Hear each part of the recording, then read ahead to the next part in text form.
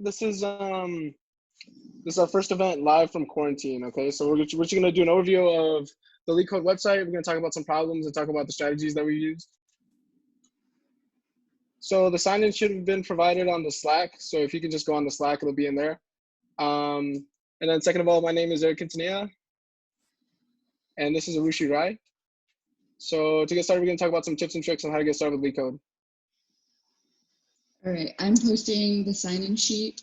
If you guys would do that, that'd be great. Let me see if I can post it here in the chat.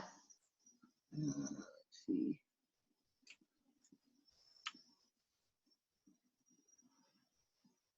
Okay, I've posted the sign-in sheet on the chat. Cool. So ACM is going through some restructuring, and we have a new mission statement. We really want to cultivate students' passion for computing through the development of their technical and professional skills. This means that we're looking to have more events like these that improve your technical interview skills, but also have open source projects that are led by upperclassmen. And as always, interact on our Slack, and so that we can create more events that are useful to you guys. Okay, so Max Howell, he wrote Homebrew. I don't know if you guys have used it, but anytime you're installing packages on Mac Mac OS, you're gonna use like Brew. And this guy interviewed for Google like a few years ago in 2015, and he got rejected in his interview because he couldn't invert a binary tree. And even though he made this amazing tool that so many people use, he still couldn't pass their interview. So you need to suck it up and practice, because this is like an entrance exam for your interview. It doesn't matter like whether you're inherently good at it or not. You could just build up those skills just by practicing. So whenever you're starting something, you want to be systemic in your approach. You don't want to just go in there flailing around, which is why it's important to understand what are the different areas you need to focus on. One is your CS fundamentals. Second is your problem solving strategy. And third is actually building up your communication skills. So for CS fundamentals, you want to use something like cracking the coding interview. You could look at the table of contents and realize what are the different areas that you might be asked questions on, like your data structures, different algorithms that are important. And you can use that to strategize, but also you could use it to like look through and realize what sort of problems come up in each one of those categories. It's also really important to choose one language and know it inside and out. I used to interview in Java, but right now I'm transitioning to interviewing in Python. And I'm like just implementing, whenever I'm solving problems, I'm using Python for it and using their inbuilt libraries and making sure that I know like the runtime of them, the trade-offs, the stuff like that. So a framework that you can use is on day one, you select a data structure like graphs, and you can review it and implement like key aspects of that data structure. And you can go through like the CTCI section on it. And then on day two, you actually sort by frequency on LeetCode, and you can do a practice problem. The important thing here is you're choosing a designated data structure that you're going to focus on, and you pick a problem that's frequently appearing. We'll go over like the how to use like LeetCode and the different functionalities in a bit, but it's really important to sort by frequency, just because this is the frequency in which this actually appears in interviews. You don't want to practice aimlessly. You want to practice things that might come up or similar problems. And you just do this over and over again, and you hit those different you target different data structures, and you're going to go over the same ones. And this is what you would do if you have like quite a few weeks before your interview. Next thing is building up your communication. First of all, you need to have interviews scheduled. It doesn't matter whether these are your like dream jobs or like jobs that you're not that like they're not like your dream job, but like just other other interviews. Just do as many as you can, because that's the best way of practice you'll get. But also there's mock interview sites like Cram that can be used to practice, and this is actually peer-to-peer. And they have different types of interviews that you can practice from, like behavioral, system design, which is like used for when you're looking for full-time jobs, and also data structures and algorithms. Also, then the last component is your problem-solving strategy. Now, after all this practice, if you see a problem that you haven't seen before, how are you going to tackle it? This is where your problem-solving strategy comes in. You want to identify key pieces of information, do it by hand, and then you might want to find the brute force solution, and then using that key info and repeated and then you see like what's repeated, and then you recognize certain optimizations you can make. Sometimes you can combine 3 and 4, but in an interview, even if you find the brute force solution, that's at least like a stepping stone, you know, better than not being able to like solve the question at all. And also your recognition speed comes from practicing a lot. This is just something that'll be built into your memory. Persistence is really key. One thing I wanted to mention on the previous slide is something that's really important when, even before you start problem solving, is understanding the question. And I think that's something that only comes as you practice. Like understanding the question and immediately understanding like what it's asking and what to do is something that only comes with practice. Yeah, like that's where also the first step comes in, identifying key pieces of information. But yeah, knowing what to do with those key pieces of information comes from practice. So Eric's going to go over the LeetCode interface. Okay, so there's a lot more to LeetCode than just answering questions. So I think one of the most important things that I use when I was prepping for my interviews is LeetCode has a mock interview. So it's kind of like an online assessment where you get like 2 or 3 random questions and you're on a time limit, and you're not given like the name of the question. You're not given like anything. You're like locked out from everything. It's basically just like a real online assessment. The nice thing is if you get LeetCode Premium, I'm not advertising LeetCode Premium, but it's kind of nice. So like if you're targeting a company, like say like you really want to work at Uber, like you can pretend to do like a mock interview for Uber and have like their questions or like their most common questions used in that mock interview. And then another thing that it's not like so important, because there's like a lot to it and there's like a lot of people posting on, is the discussion tab, the general discussion tab. So when people are done with their interviews, they'll post like whether they got an offer, whether they got rejected, and like what the whole experience was like. So like, for example, I'll use Uber again. So like they'll be like, oh, I worked at so many companies for so many years, and then I came in and interviewed for this position. These are the questions that they asked me. This was the process, and this is how it went for me. And like, and they usually post a school ranking as well. And then they also include like salaries and offer specifics there. And then another thing that I think is important to talk about is the discussion tab for specific questions. So what I like to do is like if I'm staring at a problem and I don't know what to do after like maybe like 30 minutes, or depending on like how hard it is or whatever, I just go into the discussion tab and try to understand like somebody else's solution. And then once you understand the approach, I think like if you understand their approach, do a similar problem, and then if you can do the other problem, then I think like you actually understood it. And then the last thing that I think, I personally don't like this, but I think it's nice that LeetCode has their own like official solutions. So aside from like the ones that your peers are posting in the discussion tab that I just talked about, LeetCode has like approved solutions that they actually do, and like they're like various solutions to the same problem in different approaches with different runtimes. So I think that's important too. Wow, that's great. Thank you for that info. So I want to just take a moment and ask, hey, do you guys have any questions about anything we've covered so far? Just put it on the chat and we'll pause and we'll go over that question. Otherwise, we'll continue on. So we're going to go over the first easy problem. Okay, so this one was finding the maximum depth of a NRE tree. And this problem is good. So when you choose a problem, you want to figure out why you want to do that problem. This is good because most problems that you guys have dealt with is usually with binary trees, which is actually a specific case that takes in a lot of assumptions. So with an NRE tree, you remove that assumptions and then you see like what you can do. And also you get to implement graph search algorithms, which come up so frequently during interviews. And I'll go over the recursive and iterative implementation of this. Okay, so first thing you want to do, identify key pieces of information. So this is an NRE tree.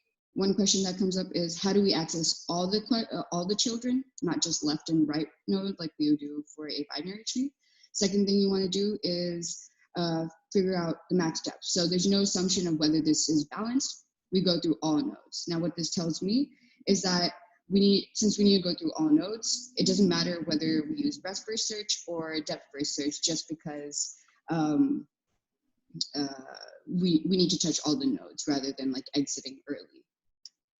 And other constraints that make this problem important is that the depth is limited. It's under 1,000 nodes. So this means that trying to find minor optimizations on like saving space is not that important, just because the problem is restricted.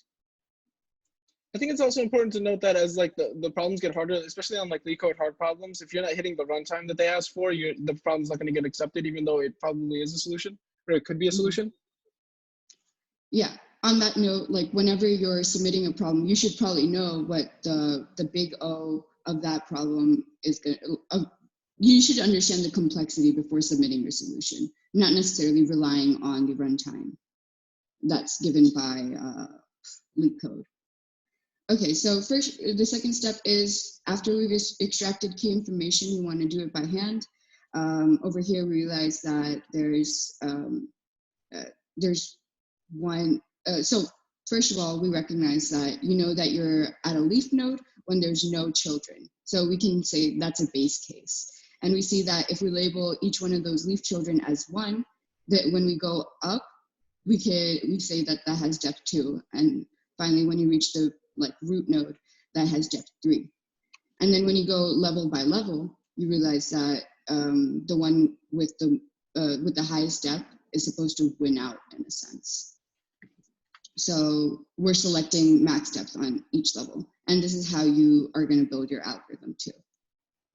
All right, let's try recursion. So with this recursive solution, we have our edge case, which is if root is none, return 0. So you don't want to do anything on root if it's none, and your interviewer will, this is not that key, but like your interviewer will be impressed if you point out these edge cases, because that's just what makes you a better programmer and leaves your program free from bugs when you like recognize these edge cases and actually incorporate it into your solution. But then the next one is your base case, which is when you reach your leaf node, you're going to return 1. And then another key information point is in our for loop, we do root.children. That's how we're going to access each one of the child nodes. And we're not doing root left or root right. And that's the difference between using an n-array tree or a binary tree.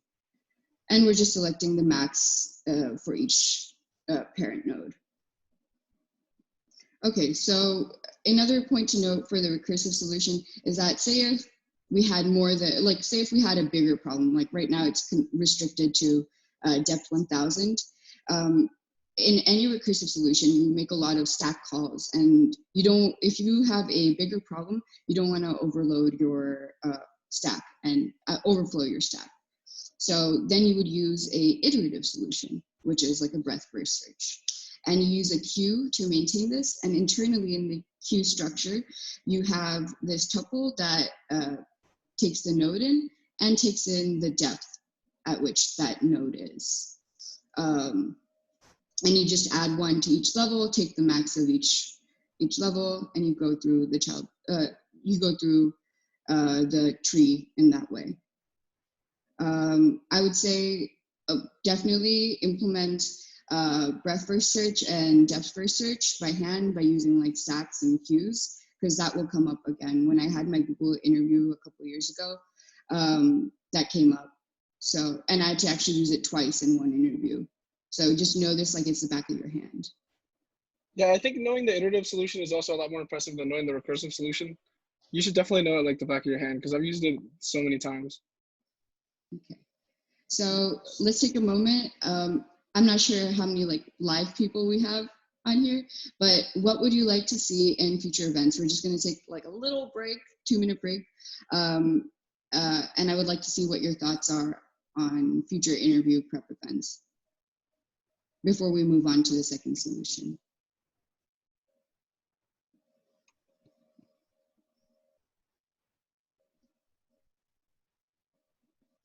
All right, So I guess no one wants to interact, but I'm going to say a suggestion. I feel like, oh yes, cool. In-person mock interviews. I think that would be a great idea. And maybe trying to see how we can do that virtually as well during It's a this good idea time. post quarantine. Post quarantine, yeah.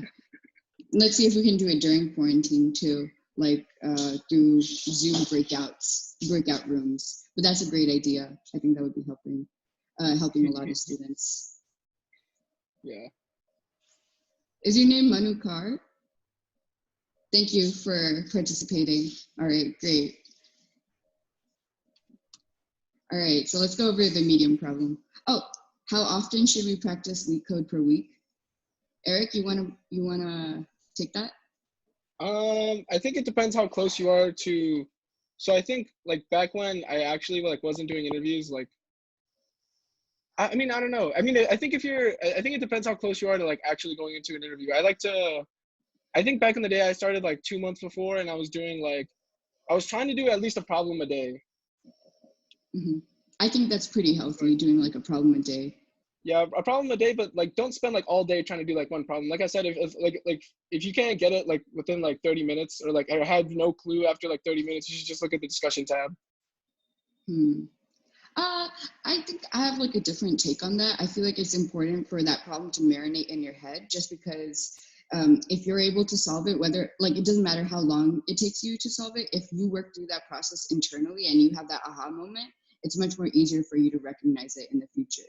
But when you're cramming, Yeah. obviously, like that's not a great idea for it to take your entire day.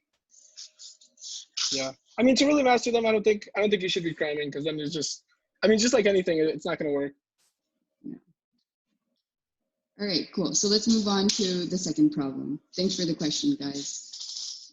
All right, for the second problem, we're doing it's a LeetCode medium. It's setting matrix zeros. So the real thing about this problem is if you find a zero in the matrix, set the whole row and column to zero, and you have to do it in place. So they're going to give you a matrix, and you have to edit that matrix. So I know when I first started, I didn't know what in place meant. So in place just means that they're going to give you the data structure already, and you have to edit that data structure. You can't copy it and then make the changes and then return the new one. You have to edit the one that they gave you. So I like this problem because it exposes you to multidimensional arrays, and it gets you comfortable with editing rows and columns. You have to iterate through a matrix, and it exposes you to manipulating the data structures in place, like I just mentioned. Mm-hmm. So this is the solution we're going to be going over. I'm going to go over it kind of like a few lines at a time. So recall that we need to set the rows and columns that contain a zero all to zero. So we're going to use the set data structure. If you're not familiar with the set data structure, think of a set like in math. So you can only have all the items in the set are unique. And I posted the link here if you want to see more specifics about the set data structure. It's just a dictionary. So we're going to track our rows and columns using the set data structure. And then next slide. So we're going to loop over the matrix, right? And I think when I first started messing with matrices, it really confused me, like which one's row and col, and how do I index into it, and how do I know like if it's not a square matrix, like how do I iterate over it? So remember that all you need to remember is that the length of the matrix is going to be the number of rows that you have, and then the length of the row is going to be the number of columns that you have, and then we're just iterating over that, right, with the I and J entries, and then we're adding them to our set. And then after that, after we have them all, we just simply go back and set the whole rows and columns to zero. So recall that in the set data structure row, we're just going through. We're going through for row and rows, and then for that whole column, we're just setting them all to zero. For the rows that we had stored. And then the same thing with the columns. And then that's basically it. So why are you using a set data structure versus like a list? So the thing with using a list is if you use the list, we'd have a bunch of copies of the same number, right? Yeah. And then we'd just be like going over the same thing over and over, and you want to save that runtime, right? So exactly. That's the sense behind using the set. All right. So, and if you really like Python, I think it'd be good for you to go over like all the specific data structures and collections and collections. because they're not like they're like variations of like all the data structures that you already know, but they're really useful when you're doing LeetCode problems. Right, and you should probably know, like, say if you're using a sort from that library, that you know, like, what's actually going on internally. Right. All right. So thank you so much for joining us. This was nice and short. I guess we spoke a lot faster than we had practiced, and the nerves. But yeah, I'm going to post-event survey, and I would love for you guys to answer it. And thank you so much for joining us, really. Like, it means a lot. All right. Thank you, guys. Post this. And if you have any questions, write it on the chat. We're happy to answer. If you guys have any specific questions, you can always ask in the interview prep Slack channel. We're always available on there. All right, where's this link?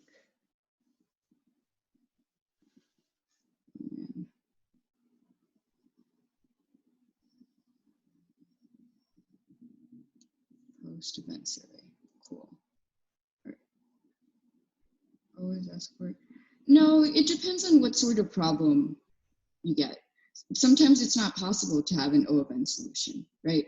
Like, for instance, say if you're like doing some sort of sort, right? If it's not counting sort, or sorry, not sort. If it's yeah, like sort or well, I think the interviewers already have a sense of what a good runtime for the problem is, and they'll just try to get that out of you. So like if they know that there's a linear solution and you give like an n squared solution, they're going to push you to try to get the linear solution. Okay, so there was another question. Wait, Deepika, you have a question? So yeah, you have to iterate through the list of lists, because recall that it's a matrix, right? You can't flatten the matrix and then put it back. I mean, you could, but that'd be kind of weird. So that's very like Python specific as well. Like other languages, you're not going to have list of lists. That's very Python specific. Like in C++, Java, you're going to have 2-dimensional arrays. And you don't want to convert to another data structure unless if you see a clear advantage and they say like something like space doesn't matter. And you already know you're going to iterate through, you're already going to have one pass through the whole data set. Wait, is that an answer? Is that, do you feel okay with that answer, Deepika? Yeah. Yes, no, maybe so. Yes. Yeah, like I said, if you have any more questions, just post in the interview panel or DM us on Slack. We can always answer any of your questions. Thank you. Hope you had a good event. Take care. Stay sane. Talk on Slack because we don't have friends. All right. Bye. All right. Thanks, guys. How do we stop this?